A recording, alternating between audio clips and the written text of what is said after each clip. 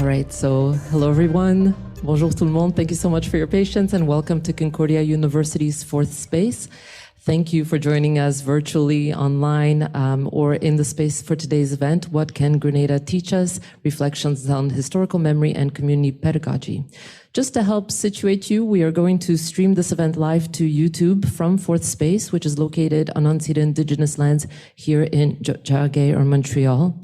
As caretakers for the lands and the waters that we are meeting on, we'd like to extend our gratitude to the Kanyankahawga Nation for their teachings about the earth and our relations. At Fourth Space, if you're joining us for the first time, we work with our university community here to mobilize and exchange knowledge by co-creating daily activities, events, conversations such as this one. So we'd like to express our gratitude to Tesfa Peterson, who spearheaded the organization of today's activities, along with her supervisory committee, and all of you, panelists, participants, audience members. Thank you so much for joining us. That's it for me. I'll pass it over to Tesfa now. Welcome. Hi again, everyone. Thank you for those of you who are here with us in person, and for those of you who are joining us online via Zoom. Welcome again to our day-long symposium titled What Can Grenada Teach Us? Earlier on this morning, we heard from a wonderful panel of community folks involved with the work of the Institute for People's Enlightenment in Grenada.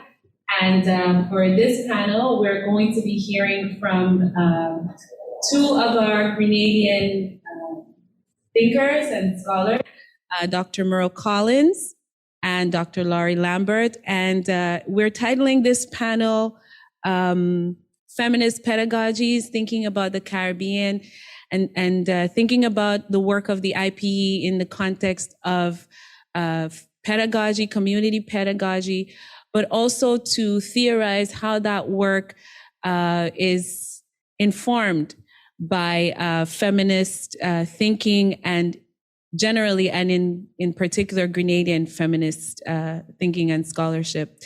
So at this time, I'd like to introduce you to our panel. Before I do that, one little housekeeping matter.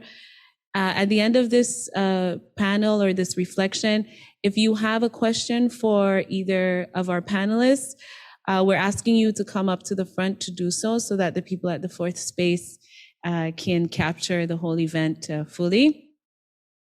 And so just come up here if you have a question. So Dr. Merle Collins is Professor Emerita at the University of Maryland. For 26 years, she has been a professor in the Department of English, the University of Maryland in the US. For 2 years, she was chair of the university's Latin American Studies Center, now the Latin American and Caribbean Studies Center. I have a feeling she had something to do with that. She has widely published novels, poetry, short stories, and critical essays. In the 1990s, she taught at the University of North London in the UK. In the 1970s, she taught high school in Grenada and St. Lucia. From 1981 to 1983, she was a researcher in Latin America for the Grenada Ministry of Foreign Affairs. Her current research interest is in the life and legacy of Louise Langdon Norton Little. I told you before, she's a wonderful inspiration for my work as well. So we're happy to welcome Dr. Merle Collins in conversation with Dr. Laurie Lambert. Laurie Lambert is a Grenadian-born interdisciplinary scholar working at the intersection of literature and history in African diaspora studies.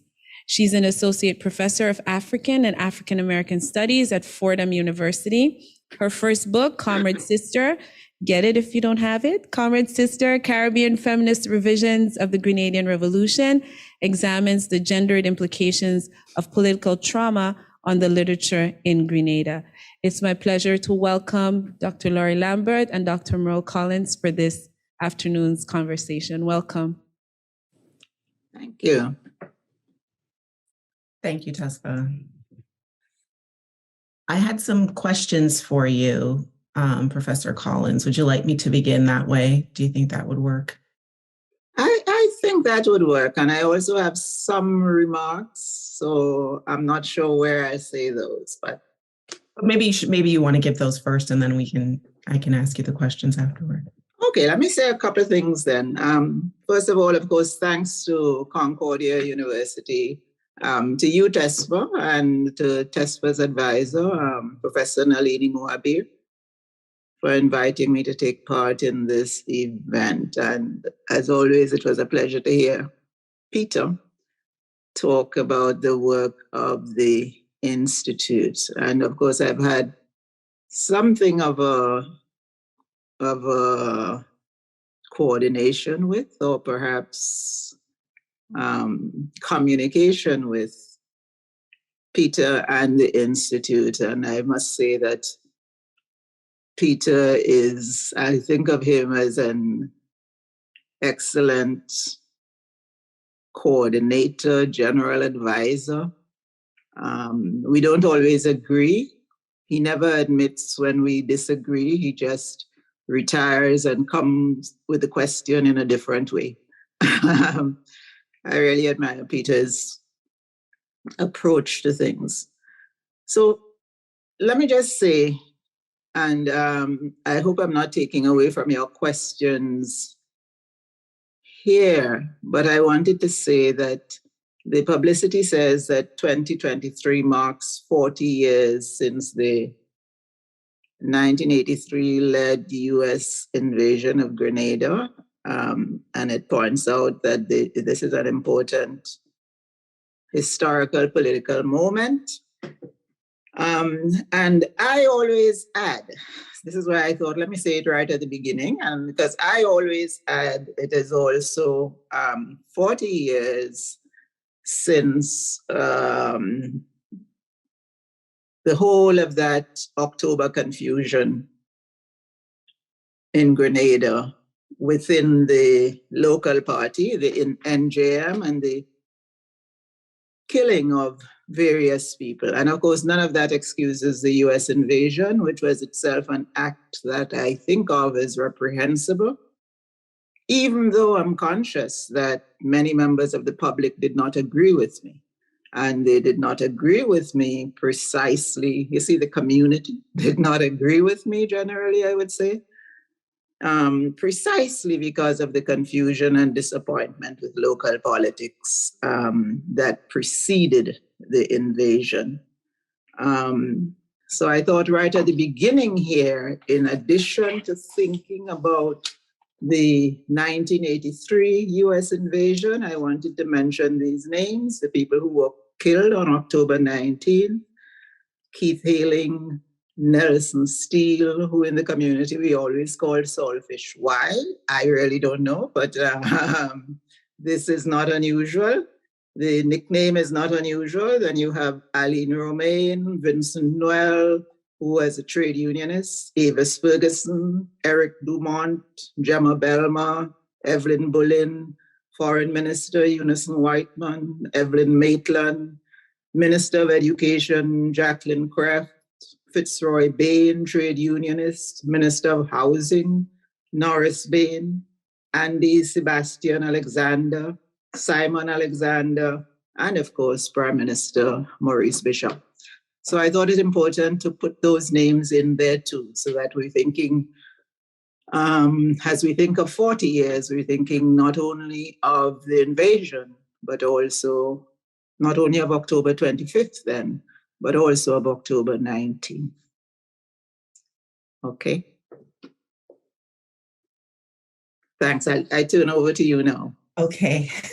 So thank you for that. And, you know, in doing that, you actually kind of embodied two of the first questions I have for you. One is about genre and the other is about context in your work. So maybe I'll start with the genre question. And so you explained that the view that you held of the US invasion of Grenada is not necessarily one that is shared by a majority of members of the community. And I think in your work, you know, you've given us poetry, novels, essays. There are actually a lot of different views of the revolution and a lot of different ways of approaching it that you have taken. And I'm not sure how many people in our audience understand as well the rarity of a writer who can move across these different genres with such facility. So, sometimes somebody's a novelist, or they're a poet, or they're an essayist, but you have been a novelist, a poet, an essayist. You've done the scholarly work. You've done documentaries. And so I wanted to start by asking you, what do you think you've learned as a writer by working across these genres generally, but by returning to the Grenada Revolution repeatedly in these different genres? That's part one of the question. And part two of the question is, can you say something about what you hope we learn as readers engaging you across these different genres? Okay, thank you for that question, Laurie. And I've heard you described as someone who works at the intersections of literature and history, I think it said.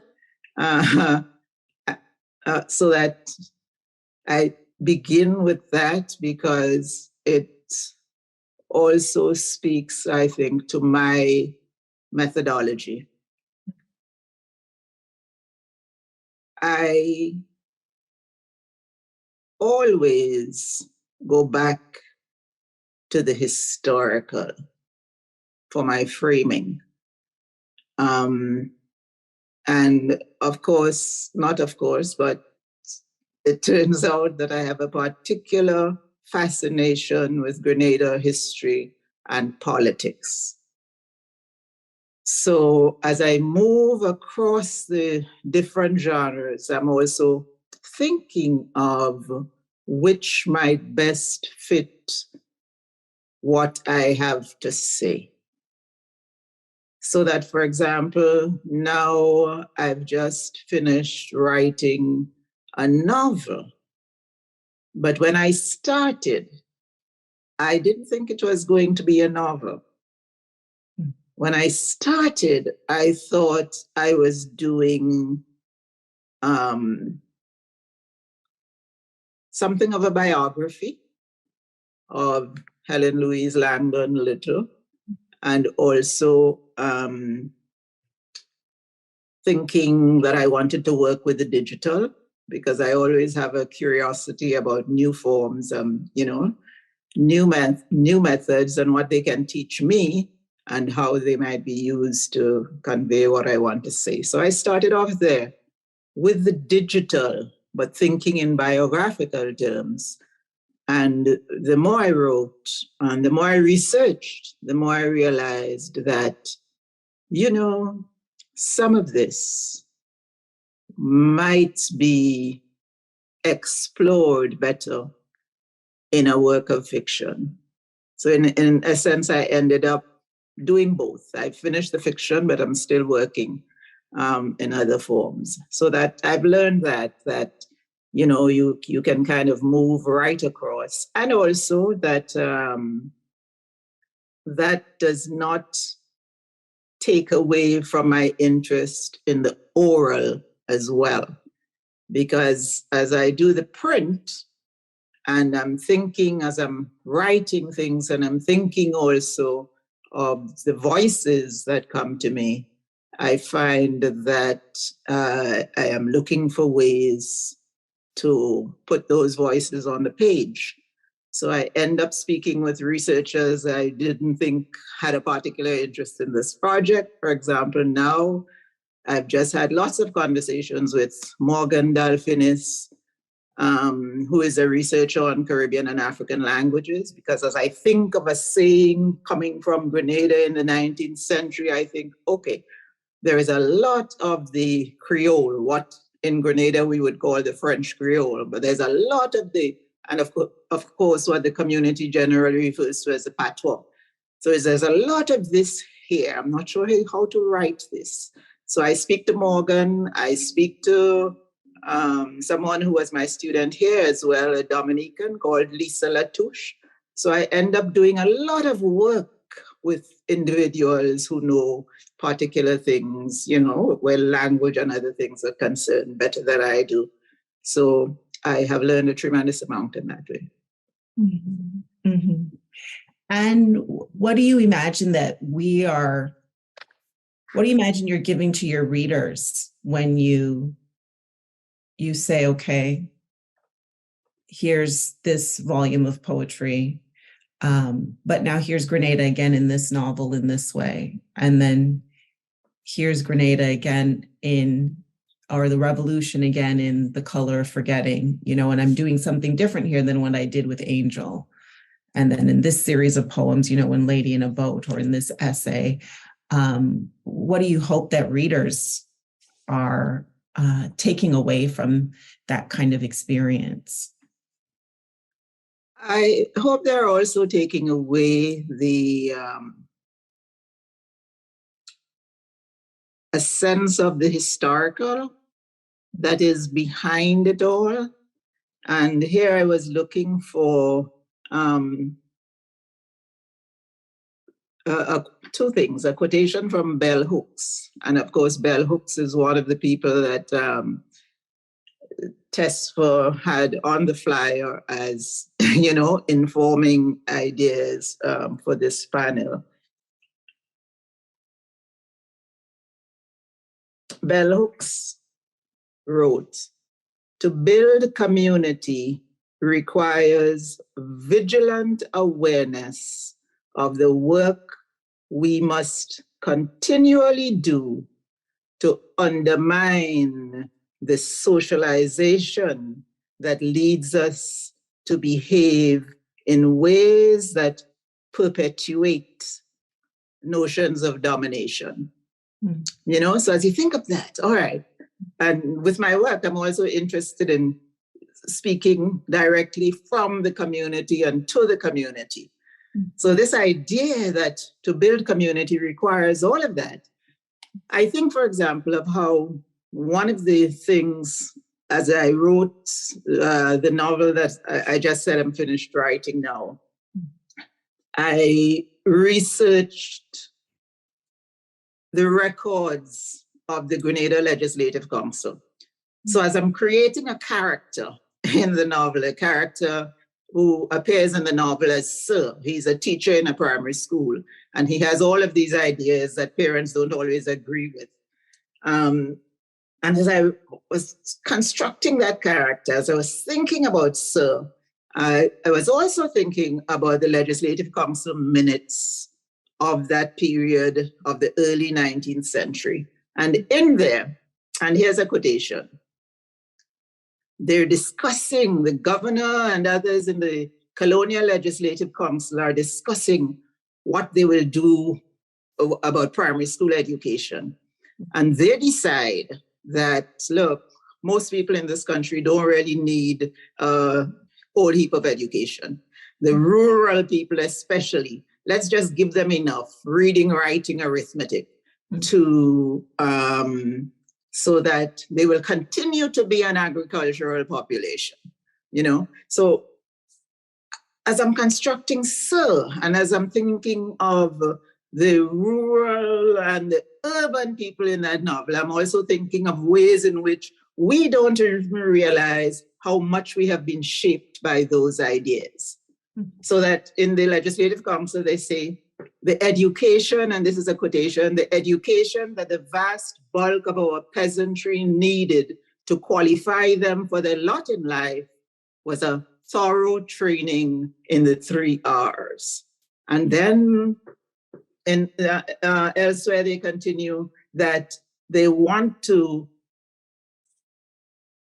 that there is a need to, again, quotation, maintain a broad line of demarcation between the vast majority of pupils who would be thoroughly and exclusively trained in reading, writing, and arithmetic in what would be termed the lower division, that is lower division primary schools, and those others, and listen to this, comparatively few in number who were qualified by intellects to make further educational progress.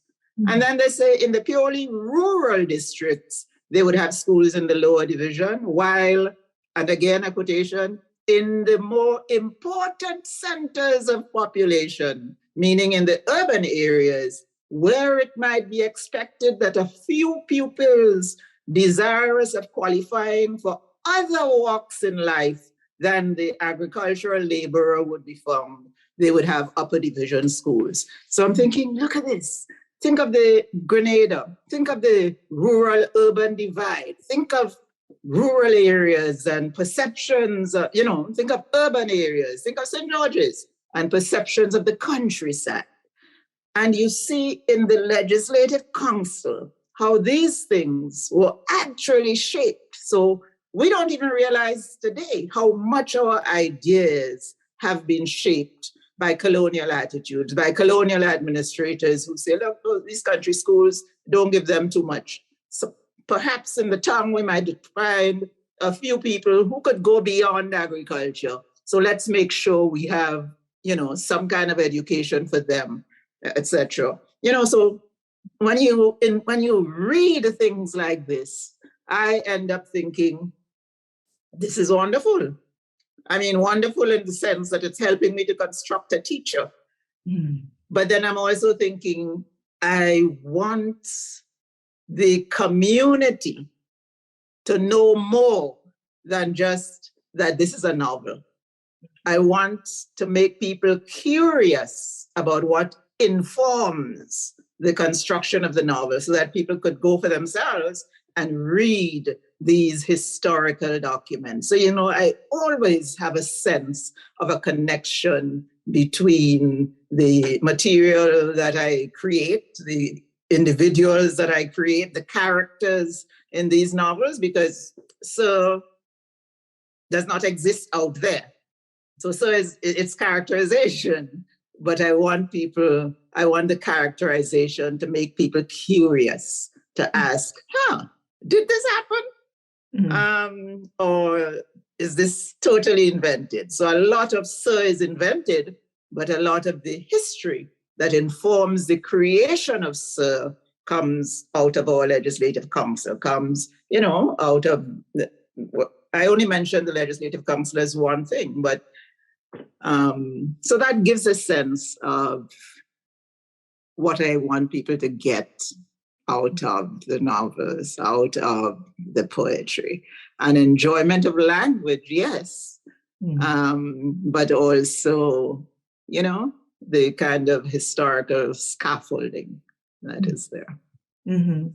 Well, I think that's a wonderful example that you used because, ironically, and you talk about, we don't realize how we're influenced by these things. I remember growing up, my dad would say reading, writing, and arithmetic as if that was the foundation of an excellent education. Like that's when he's saying, absolutely, you all need to get back to the basics of the reading, writing, and arithmetic. So it's interesting to hear that the perception in the Legislative Council was that that was going to be the least of education for, the least important people.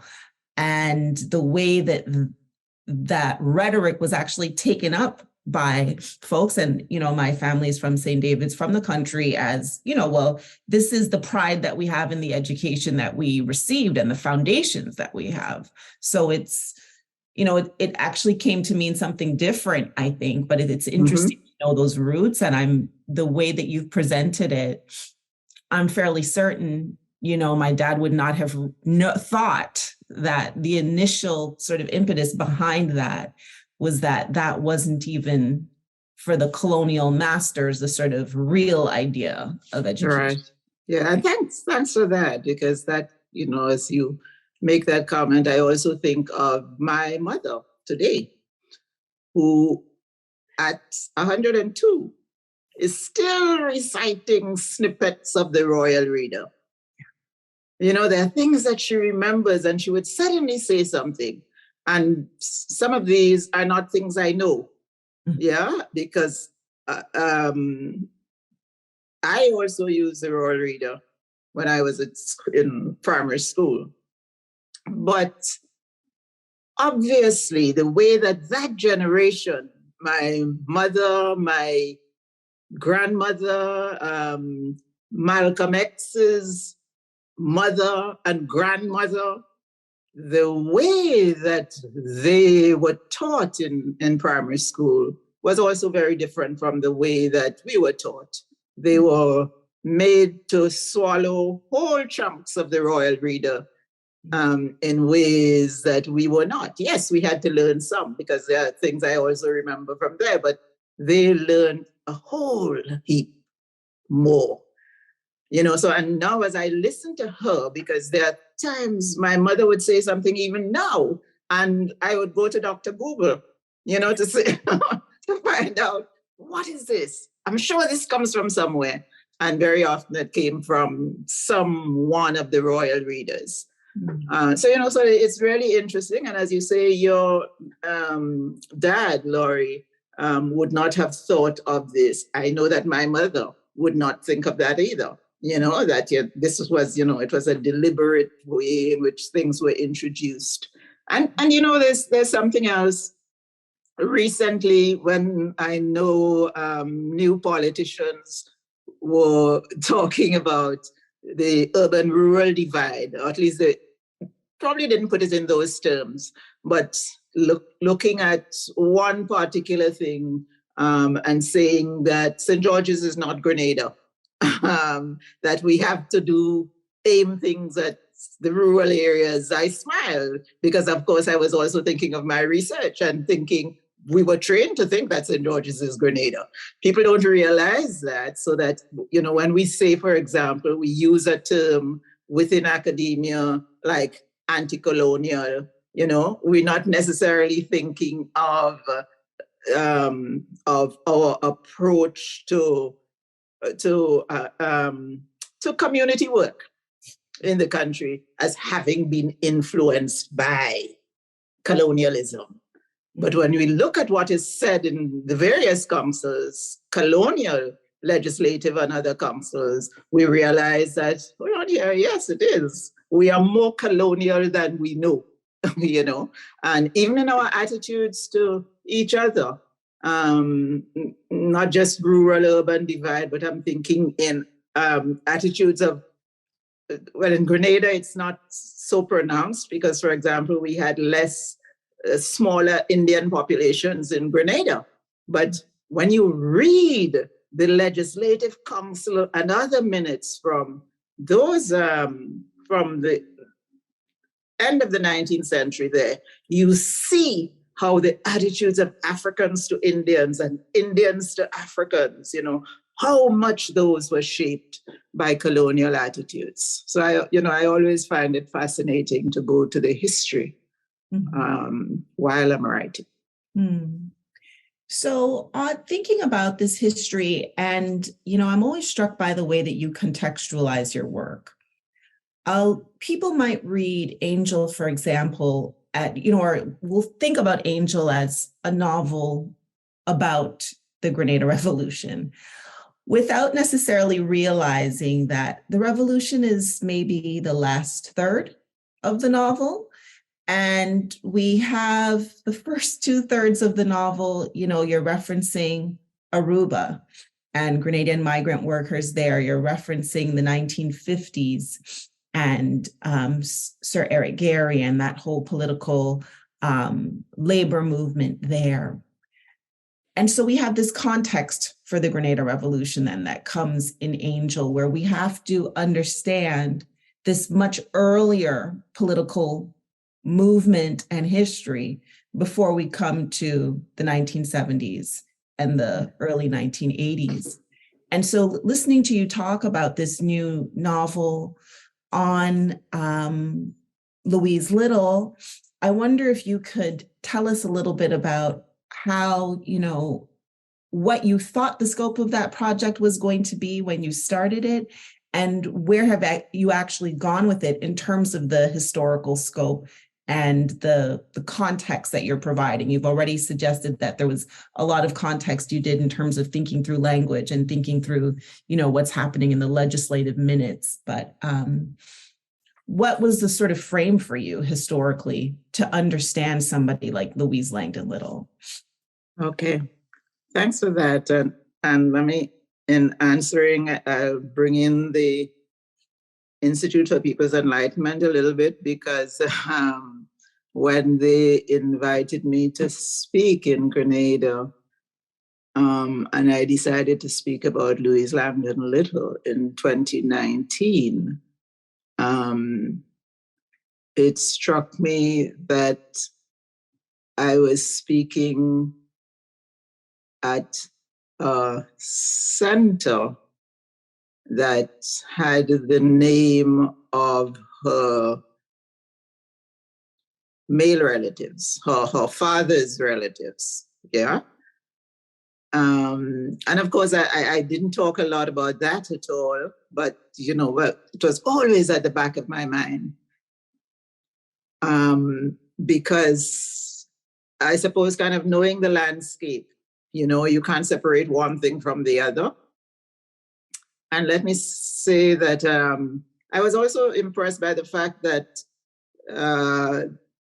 the Institute and Peter made this deliberate decision, saying after I had spoken, not after I had spoken in St. George's, because he even said it before, that, we have to go to La Digue, of course, because that is where she's from, and we have to bring it to the community. And I ended up learning a lot myself from going there. So I just wanted to make that point, about academia and community, because my sense is that the Institute is very clear about wanting to make that link and about, finding out as it goes along how academics writing about communities shouldn't just write about the communities and go off, but should find some way of engaging. So I thought that was wonderful.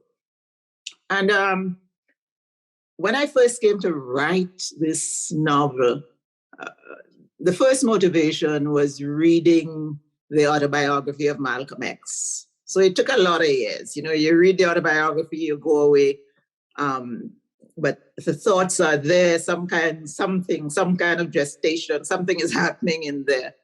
And in the autobiography, Malcolm says, and Malcolm, I always say Malcolm and Alex Haley, because people point out that, it's kind of biographical, autobiographical thing. Malcolm says that my mother, Louise Little, was born in Grenada in the British West Indies. And I remember when I first read that, I paused. I said, hold on here, this is my Grenada. This kind of, because you don't hear that as part of the narrative of Malcolm, And when I read that years ago, I kind of went away, thought about it, and there are little things in the novel, for example, which later on when I spoke to people, they said, oh, Malcolm wrote that, but it probably wasn't really so, not meaning they're born in Grenada. But one point where Malcolm in the novel says that his mother, he was the lightest child of all his family. And his mother would always tell him, go out into the sun and get some color. Go out into the sun, let the sun shine on you and get some color. Whenever the sun chose to appear in Michigan. So he says, and someone I was speaking to said, no, probably that's not, she wouldn't say something like that at all to him. And I thought, I hear that Caribbean voice. I can hear a Caribbean parent saying something like that. Child, go out in the sun and get some color. So just thinking through things like that and seeing other little details in the novel that made me think, hey, she wasn't just from Grenada. She remained connected. And then I remember Caldwell Taylor, who used to be ambassador in New York during the period of the revolution. I remember Caldwell Taylor in Canada saying to me, asking me if I had read anything by Malcolm's brother. And at the time I said no, and he guided me towards that work. He told me I should go to Montreal, which I did, trying to find her. So, and that kind of thing. So all of that explains how I came to the writing of, well, not to the writing of, but came to decide that I wanted to write something or to do something about this figure that was a Grenadian figure. And because I saw her, and the more I researched, the more I saw her not only as the mother of Malcolm X, whom everybody, of course, by this time had come to know of Malcolm X. I saw her not only as the mother of Malcolm X, but as in some ways representative of a lot of women in La Digue, and not just women in La Digue, of Grenadian women, particularly interested in the education and the shaping of her children. And I said, I'm sure there is something of that in there. Mm-hmm. So when I started, because I was at the time within MITH, Maryland Institute for Technology and the Humanities, which is at the University of Maryland, I thought, I could use technology. I could develop a digital work on Louise Langdon Little. So that's where it started, with that idea of a digital work. And I should here mention Terence Wilson, who is a Langdon relative in Grenada. And I talked to Terence a bit about the Grenada story, and I realized that members of the family had lots of different stories. The details didn't always agree. So the more I talked to Terence and other people, the more I thought, there is more than the digital work here. And eventually I came around to the idea of a novel as well. And perhaps the novel, because there were so many different stories that really did not agree. Various members of the family had stories that were diametrically opposed to each other. Mm-hmm. And I thought the best way to explore this perhaps is a work of fiction. Mm-hmm. So that's how, some of that idea developed. So right now it's a work of fiction. I've already written an essay that some people may have seen. So I already wrote an essay about that, about Louise Langdon Little. And then, of course, there are the other things. The fiction is complete. And I'm trying to think of various ways to use the voice as well. Mm-hmm. Will you still pursue the digital project or no? Yes. Okay. The digital project is ongoing. Okay. Wonderful. Yes. So, speaking of the digital and your foray into the visual, I wanted to ask, about some of the work you've done on Big Drum and Sarica. And so, a lot of the dialogue in the earlier panel was about, how scholars and communities come together, how the Institute wants to facilitate that. And I think of you as a scholar who is part of the community, embedded in the community, not separate from the community.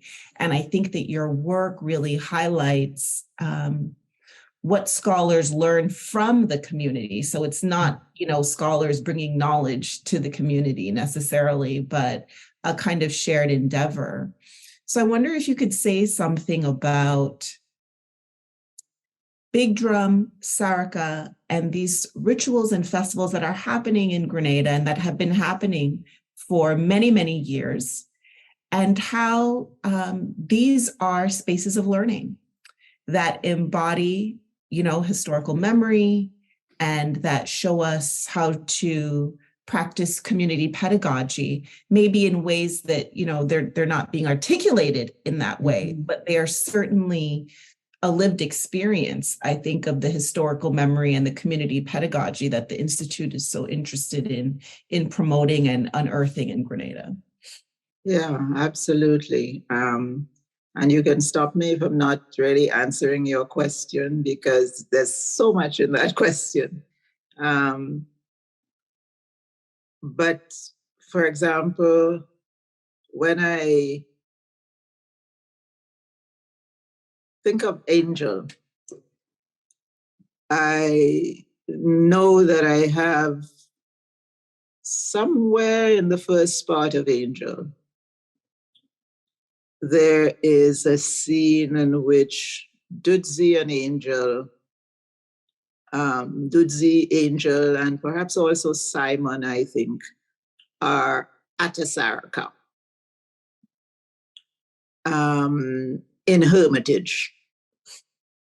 And again, that's a community space. You know, you have all of the questions about whether she should go to the sarica. She's asking, and you see people passing, going up the road, calling out to her, asking her if she's ready, etc. And of course, I'm always interested in that interaction within the community itself, how people shout to each other.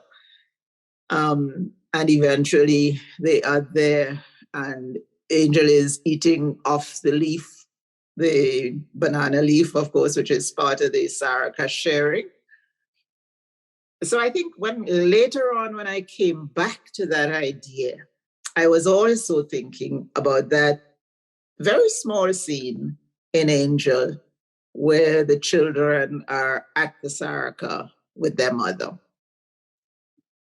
And constructed around that are also all kinds of stories that the community is telling. People they're laughing at, people they are, they're enjoying each other, etc.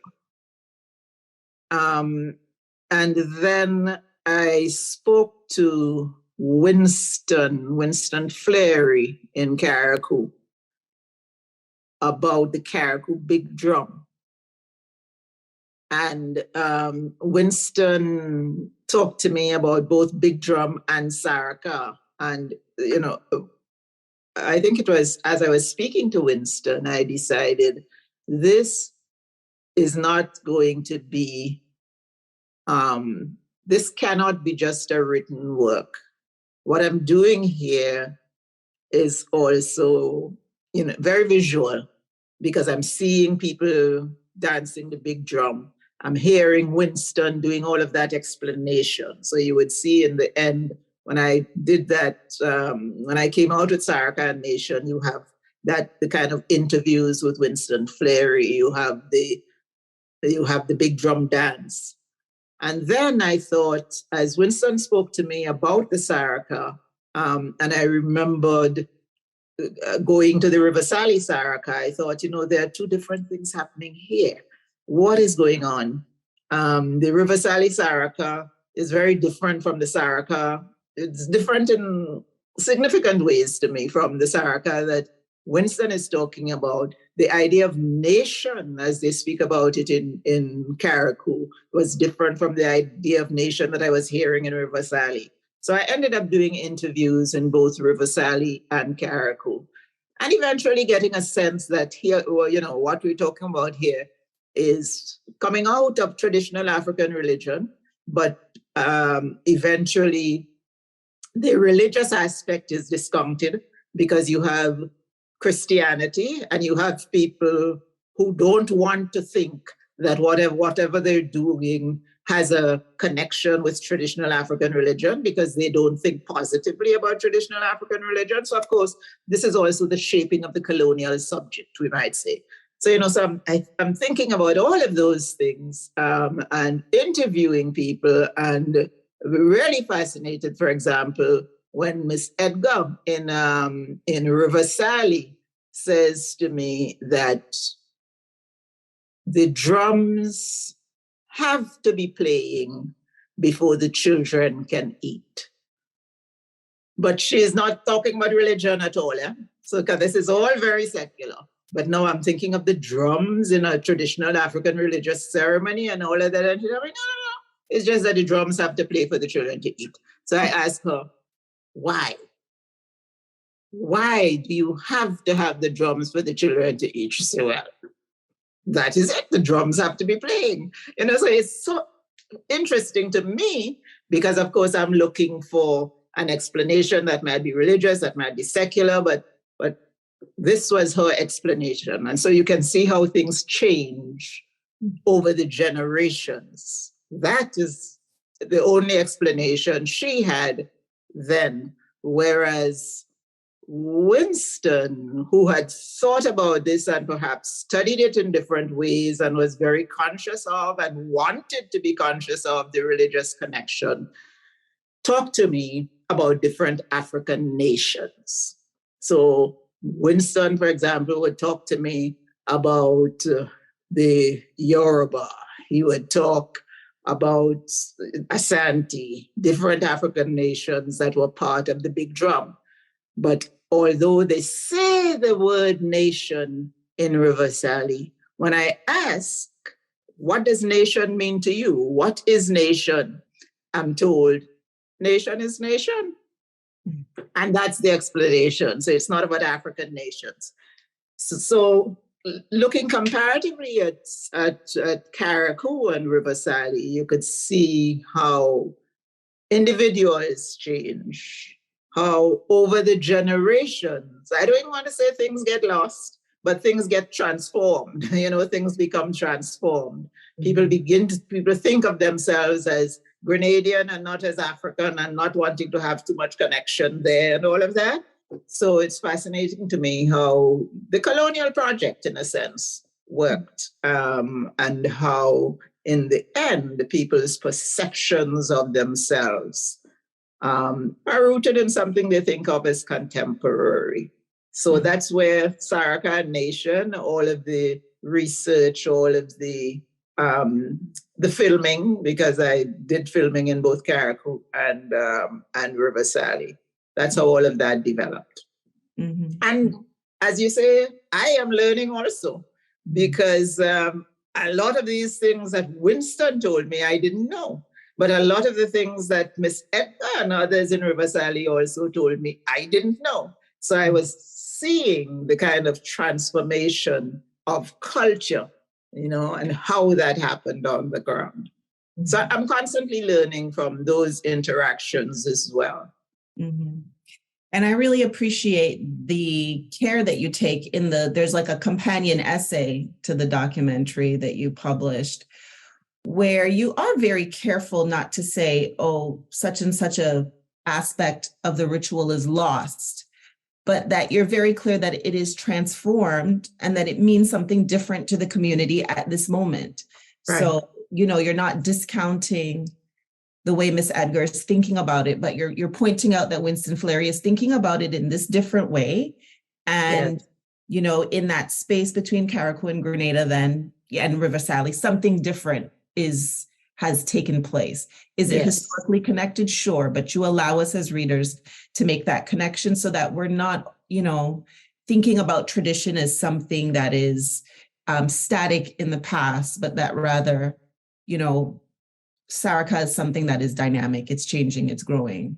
And Absolutely. We don't have to be afraid of that kind of process. Absolutely. It's always changing. And that makes me want to ask you something about how you come to your, to your own critiques and to a fascination with these topics. Because, for example, now you're telling me, yes, you noticed that I was careful not to say one was wrong and one right, or, and all of that. So talk to me about your interest in community and also in interrogating the work of particular scholars. Mm-hmm.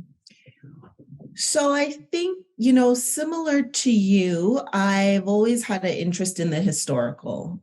And it's interesting that you use the example of Angel and Doddsy bringing Angel to a Sarica, because family has always been the first place where I've started to learn about history. And I talk about this at the beginning of my book on Grenada, that it was really listening to women in my family talking, mostly the women in my family, talking about the revolution, that I started to piece together that information. And that the tensions in the revolution, all of that was already embedded in the conversations that I could overhear as a child, so that I knew, based on these kitchen table conversations, that, the US invaded, there was something good about that to some people, but that the revolution was also lauded and so positive. And, I'm seeing this picture of Maurice Bishop that is, kept in our home, and my grandmother's home. And so I understood that was important. I understood the different relationships. And So I think, I've always been curious about the history, and through education, I've loved coming to this work from a scholarly perspective and growing myself as a scholar. But I've always been aware that the foundation of a lot of that knowledge, or the seed for that knowledge for me, is planted not necessarily in an academic context, but in an intellectual context in the home. Mm-hmm. And that I have a lot to gain from that. So for instance, when I was thinking about your work on sarica and big drum, I'd been doing some reading, and somewhere in some, scholarly article I'd read, another one of these traditions is Shango, but Shango is not practiced as much in Grenada anymore. And, maybe it's mostly disappeared and it's in Trinidad more. And I ended up having a conversation with my mother about this, and she recalled going to Shango as a child. Now, I would have never learned that if I hadn't been thinking about your work and asked her, have you been to Sarica? What do you know about that stone feast and things like that? And it came out of that conversation. So now for me, I can think, and my mother's from Syracuse.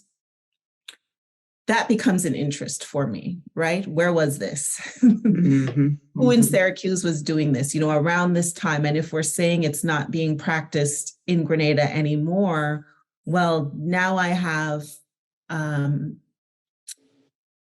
particular timeline that I can think about, my mom's childhood, and that's going to bring me into the research into a different way.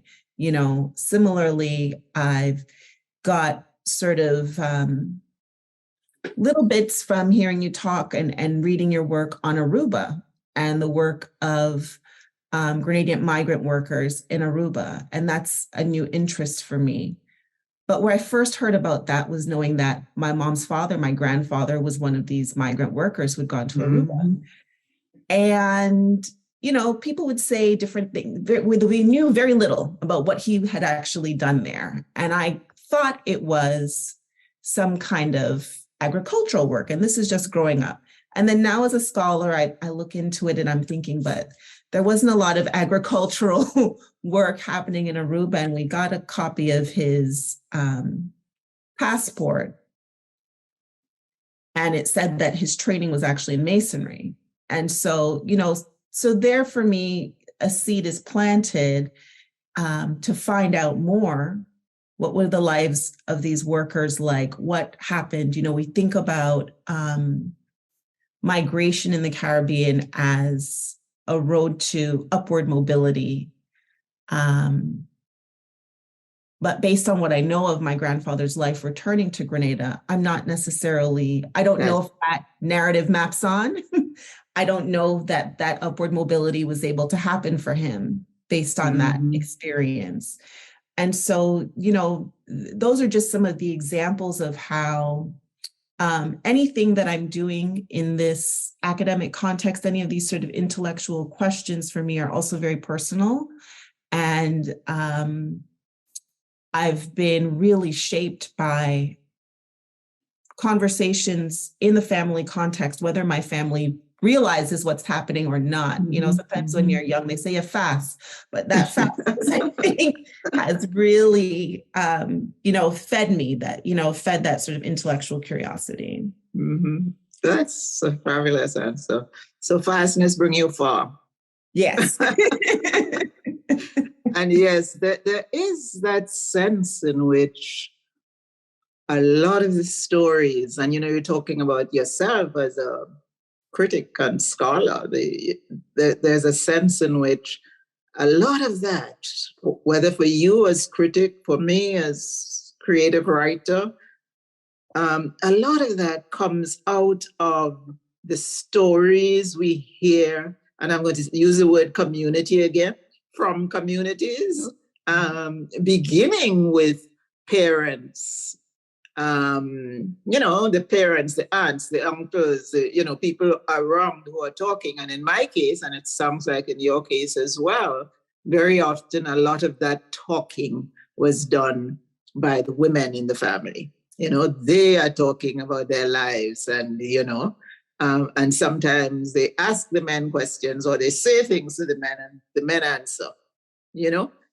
So that again helps us to delve into the history. And it's fascinating to me to listen to your story about it, because there again, we have the history. I remember on one occasion, for example, my mother, and I think I've written this somewhere, but, we always have to give the credit there, because in my case, I could dedicate each book to my mother, because so many stories that she pulled out of other people have an influence on, the way I create things, or even her reactions to the voices, her reaction to the way I would laugh in one particular case, and the way she would hear me laughing from far and decide, that kind of laugh over there.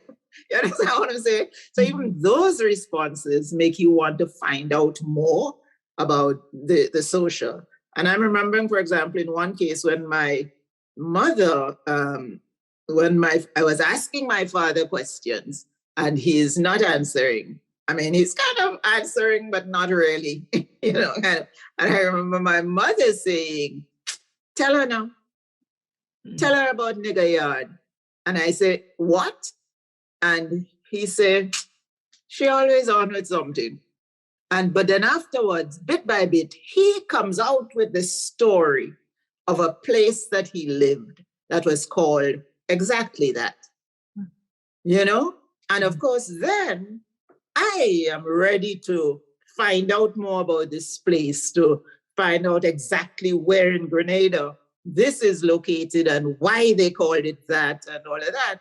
So sometimes little things, in the narrative help us to do the unfolding of the history and to understand a particular location, It's, for me, made me understand that particular location in a special way, because now I knew what it was called in the past. I connected it with the estate and, and was able to do kind of more work on the estate. So that those stories that come from the home spaces and very often come from the lips of the women, in my case, or sometimes from the men who are pushed by the women, So as we're talking about feminist pedagogies here, and I'm thinking of what Bell Hooks said about the need to, to understand systems of domination and where they are created. I'm thinking of all of that. I think of my mother. I think of my aunts. I think of my father too. Because, and of course, Bell Hooks' point is that we're talking about understanding for all people. We're not talking about understanding for women alone, but if we're getting the stories from the women, it is important to plumb those stories and to understand what they're telling us about us and about the wider society. Absolutely. I'm just noting the time, and I'm wondering if Tesfa wants to allow for any questions from the audience, or because I realize we're almost at one. Thank you so much. I'm so grateful that Dr. Laurie Lambert, who is also a member of my PhD committee, and Dr. Merle Collins, our dear beloved Professor Emerita, answered the call to be a part of this today and embody so beautifully precisely the kind of conversation that we want to continue in this space around where our knowledges emerge. And so much of what we call community is women's work, for sure, and women's conversation and what we hear at the dinner table. If you will allow us, I've asked you to be here for an hour, and the hour is upon us. But if you will allow us just about 5 to 10 more minutes for questions, I would be grateful if you're open to that. Okay, yes. Thank you. All right. So just last evening, we had a session with Dr. Wendy Grenade and Dr. Damian Graves in Grenada around our fast approaching 50th anniversary of independence and what that means. And one of the conversations that emerged out, one of the things that emerged out of that conversation was the idea of intergenerational knowledge transfer and how we sort of create future generations of thinkers and scholars within the Grenadian context, and we see a beautiful embodiment of that right in front of us. So I would invite the two of you to speak to that for us. Laurie, I let you start. Or I ask you to start. Oh, sure. Well, I mean, a lot of what I learned from the intergenerational dialogue, I learned from the conversations that I see in your work, Professor Collins. I'll say, you know, the relationship between Angel and Dodzi, between Angel and her father. And it was so funny to me recently. I was talking to somebody about a scene from the book where there's a photo of Eric Gary in the house and Angel hides it and destroys it and her father gets upset. And the person basically told me the exact same thing had happened in their household. So, you know, I'm really encouraged by that model, and that, you know, the more people read your work, I think the more they'll understand the importance of an ongoing dialogue between generations, and that even if one generation is doing it differently from the other, that we do have to, you know, give the younger generation a platform and allow them to make certain things their own. And I think that this is something we're seeing played out in Grenadian politics right now, with the new prime minister. And so I think that, you know, it's happening, and it would be helpful for us to actually spotlight that as a conversation so that we learn less painful ways of having these intergenerational conversations. Because I think one of the lessons from our history is that when the conversation doesn't happen, it can be fatal, right? And it can be really painful. Yes. And yeah, I agree with all of that. And I think in a way, the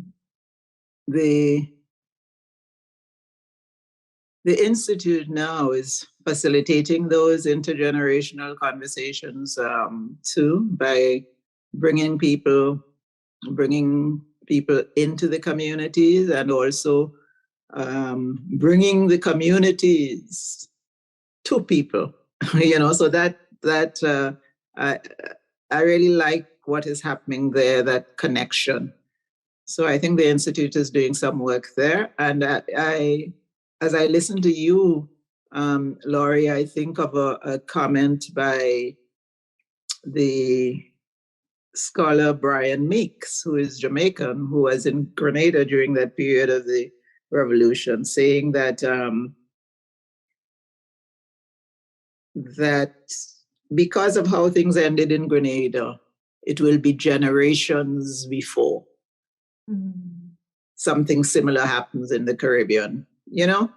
And as I'm looking at the ways that I think they're happening now, I think it's people are articulating themselves, saying things in different ways. But sometimes when I hear the things, when I hear the perspectives, I smile and I say, okay, it's not dead. Yeah, you know, there are things there. Because I think that the idea is passing from generation to generation. I think that is extremely important. And as I think of the Institute, I think that it is important for scholars to give the basic research information that they're getting, that basic research information does not just stay on our shelves and on shelves in universities, but they're actually communicated back to the community. And I believe that we can see that it has been happening over the years. And that the work of organizations like this, like the Institute, is really important. Thank you very much.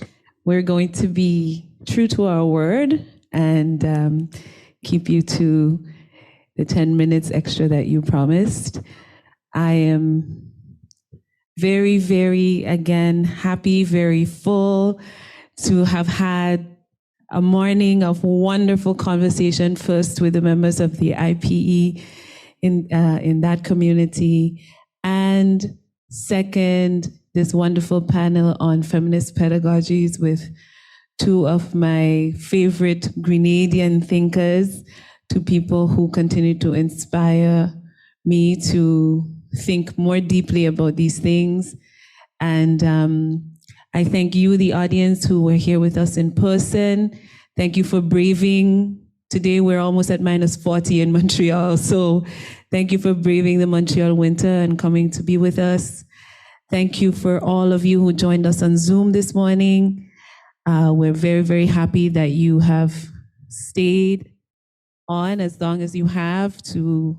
I believe we reached a peak of about 50 some odd people on Zoom this morning. So we're really, really happy for the interest that you've shown in thinking with us about what Grenada can teach us.